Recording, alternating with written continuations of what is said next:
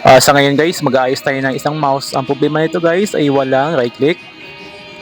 Hindi gumagana yung kanyang right click guys.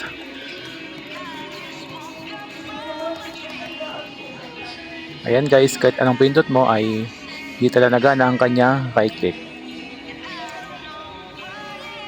Pag ganito guys, pwede mong palitan ng switch lang. Switch na pang mouse. At ang gagawin natin dito guys ay kukuha tayo sa ibang mouse na sira na rin at kunin natin ang kanyang mga switch at ito ay pwede pa magamit. Ito guys, bubuksan natin at tatanggalin mo natin ang kanyang power para safety purposes na rin.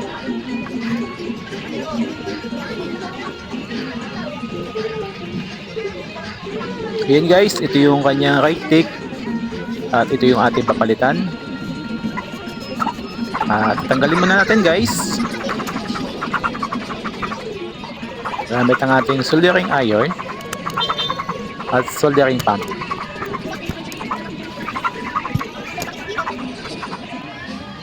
Bali ang switch nito guys ay may nabibili tayo sa online. Pero sa akin ngayon wala tayong stock kaya kumuha man tayo sa ibang mouse saka natin ikabit dito.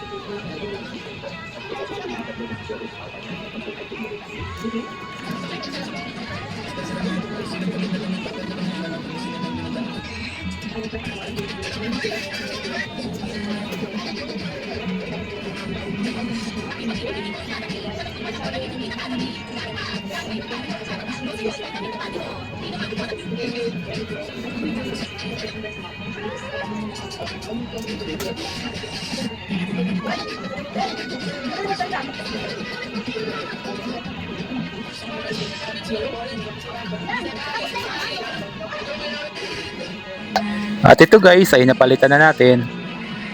Ibalik natin ang kanyang cover at sa ating subukan kung effective ang ating ginawa.